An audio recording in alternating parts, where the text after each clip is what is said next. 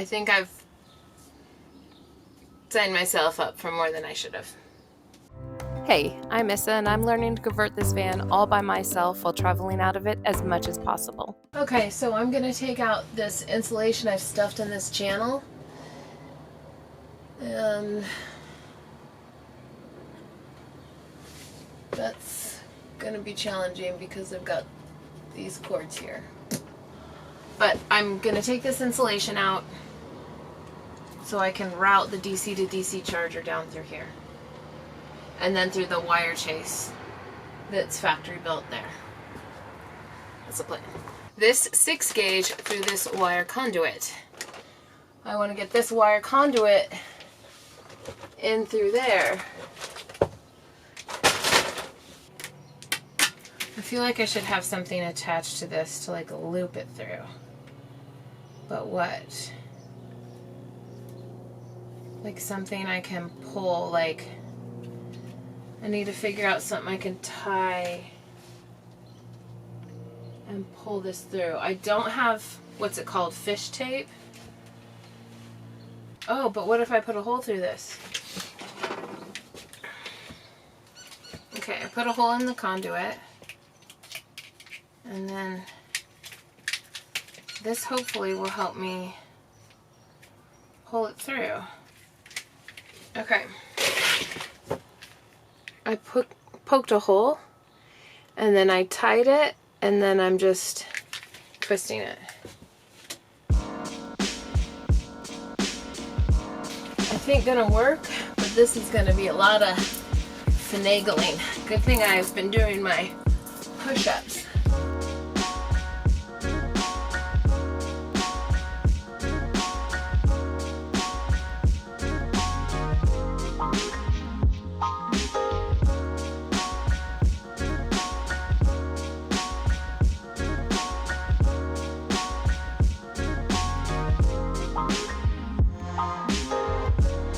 So close.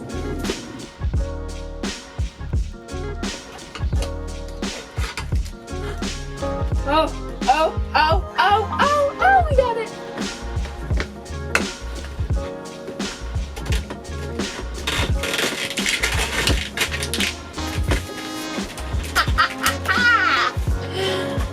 I can't believe that worked. So let's see if getting this conduit through makes my 6 gauge going through easier. Let's undo this little loop I just put in here. It's hard to tell like where I am because I'm just looping it through this thing. So maybe the bad idea was not doing them together. I have plenty of conduit. So if I can maybe just, wherever I'm at now. Okay, that should be enough wrapped 6 gauge. So just falling.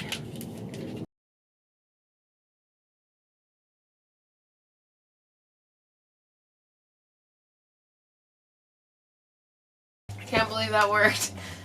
Whew. Can't believe anything I've done here. So I've removed my front passenger seat, same as I did when I did the Chinese diesel heater, so I did not film that.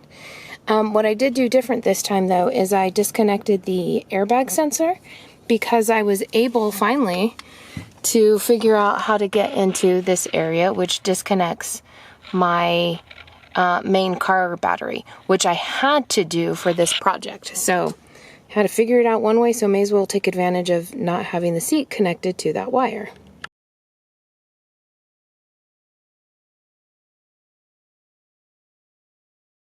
Okay, now I have to get in here and take stuff out. So I'm just following what Explorers Life did.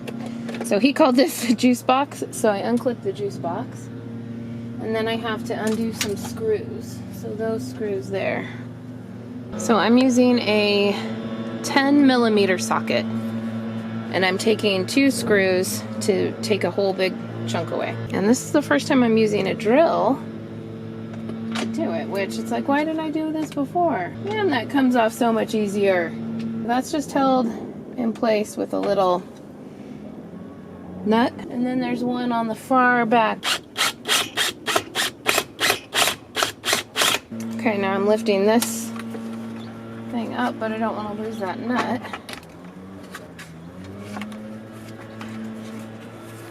You know what, I don't think I needed to do that because I'm not hooking up down there. But hey, at least I know how to remove that. Dang it. Okay, so he shows lifting this up and like out of the way. Okay, so here I'm using a T20 Torx bit, putting all my screws in safe places.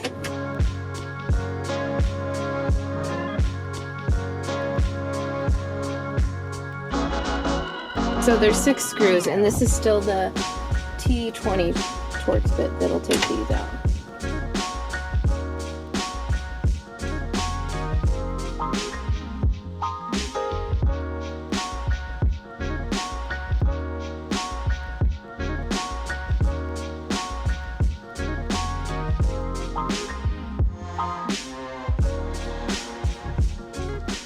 So Explorer's Life used a strap to hold that down, which I can see being very smart. But Issa don't have a strap on her. So now I'm using a 13mm socket, and I am gonna do the best I can, but I'm basically taking, there's 4 power cords, so I'm taking these 4 lugs off.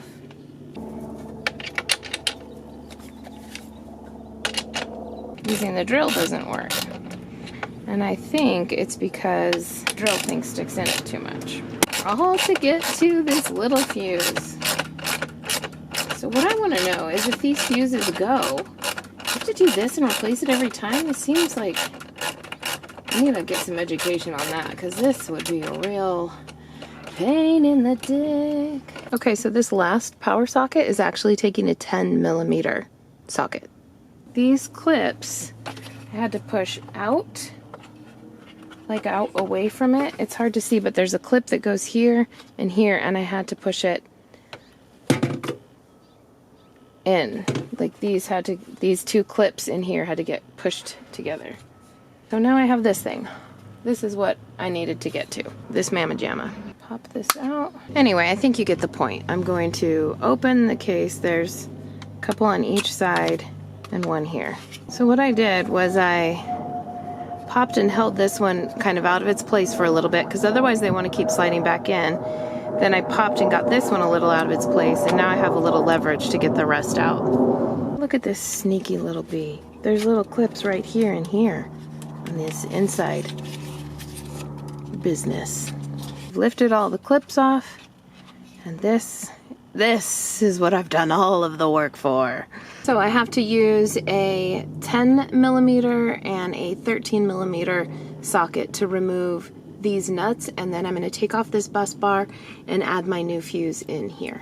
Okay, and yet another episode of what the hell with this company. I needed to put this 40 amp MIDI fuse in, and they did send this with the kit. The thing is these holes did not fit over the bolts that it's supposed to drop down into. So thankfully this is, it's probably just aluminum clad, but it is copper. So I very slowly and carefully drilled a 1/4 inch hole into each side, and you can see it's a little bit warped, but the fuse inside is still intact, and I didn't warp the major components. I didn't screw it up, so here's hoping this works. Okay, so I have my new fuse in. As you can see, well, maybe you can't, but it is still intact, so that is the nice thing about that, having a clear window. God forbid I ever have to get under this seat again. Oh well, at least I know what to do. So I'm just popping the cover back on. Haha, I broke no clips at least. And then I'm gonna pop it back in here. I still have to attach the lug. It means I'm gonna have to hammer right here. Okay, I'm gonna put the fuse block back in. And here is my nice new heat shrunk business. On these lugs, they actually have little bits. So see how there's an extra piece of metal hanging out on the top of that one, and how it's got its corresponding puzzle piece? So each one is a little bit different, and so I was a little worried, oh, I'm going to put them back in the wrong spot. I have them back in the right spot, but it's also verified by the fact that it fits in each of their little key slots. How clever. Okay, so I need to put another grounding wire in, and this is either incredibly genius or stupid. Here's the electrical panel. I've covered up the area for potential dust, but I'm going behind the panel to a support rib. So this is just a factory hole. I've got a magnet here, and you can't see. I do have insulation under there, but I put a piece of sticky side tape up, and I'm going to drill a hole right here, drill a hole through here, and just loop the ground wire in through there. But it might be really tricky to get the nut on the back of the bolt, but I have a plan for that. Alright, that seemed to work. I just did something really stupid. Another thing really stupid. I actually don't even want to admit this, honestly, but I think it's good in case anybody else learns from my friggin' stupidity. So I drilled this hole for the ground wire, and I was thinking, oh, I need to make sure the wire fits through the hole. The only wire I have is connected to my car, which is turned on. I don't have the battery unplugged yet because I need to move because people are coming to get this thing. Anyway, I just wasn't thinking. I knew that the wire had power, and I took it, and there's of course some copper at the end, and as soon as it hit the metal, it sparked, and of course immediately dropped the thing. I was not expecting. I just was not thinking. I'm like, oh, I'm just sizing this wire, this cord that's hanging out. Think about what your wires are connected to. My main battery bank is off. My car is not. I did not disconnect that, and I knew that, but my brain just like did not put things together. So that was really stupid. I hope that I didn't blow the fuse. I don't know. I need to look that up if that shorts it and blows it.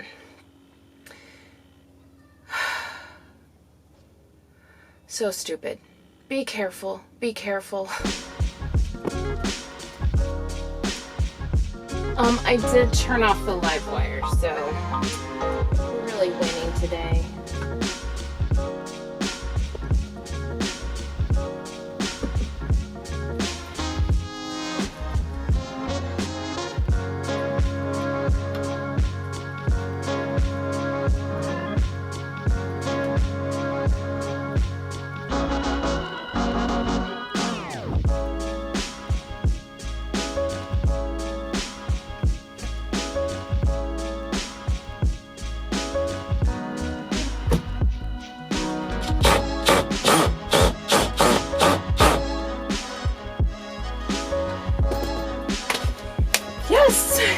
I've taped the bolt to this flat washer. This needs to go underneath. Okay, I'm lucky. So the factory hole on the right there, so I had to finagle my pinky underneath to hold that bolt and washer with the tape. I had the bolt barely out until I kind of felt him connect through the hole. And then I just twisted while holding the thing with my pinky the whole time. And I had this magnet. So this is just a super heavy duty magnet I've taped up. And I had it there too, so nothing could go flying too far from anything. And once I got it to catch enough, then I just used my wrench, and I just did tiny little quarter turns, because that's about all I can fit this in, this little tiny space between my wall and van. And it took quite some time and a lot of pinky dexterity. I think that's going to be sore, but it freaking worked! Dang. Good job, me. It says to turn the DC system on and then program this. So it doesn't say to turn the van on yet. So the van battery is still off. Okay, I'm going to wrap up with this friggin' project. It always takes longer. Always. So I do have it wired. So here, this is the wire coming from the van that we did through the chase. This is the ground wire here that we have plugged into the chassis. And this goes through a 40 amp breaker. And then it goes down to, from that fuse, into my, basically that's my positive power area. So, the only thing we're going to have left is solar panels, and they're supposed to fit there. Not the panels, the MPPT and the on-off. Today was a successful day. I've got my DC to DC working. When I go for my trip tomorrow, I will be able to charge my batteries completely. Now, my bank is massive, so they're only at 99% after being fully charged. Granted, I'm not using them for anything. Next, I just have to rewire my heater wires, which isn't going to be too bad because I'd like a heater for where I'm going because it's going to drop down into the 20s. And there's insulation here, but it's still going to be cold in the van. All right, bye.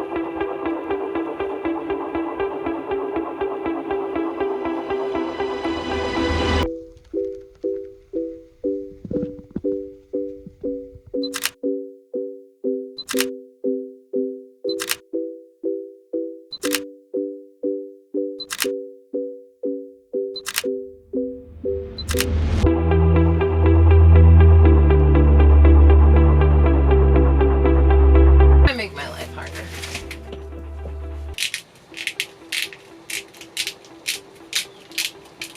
Wouldn't that be funny if it just fell out? What you call it off? Here's the warning. Don't do shit you're not supposed to do.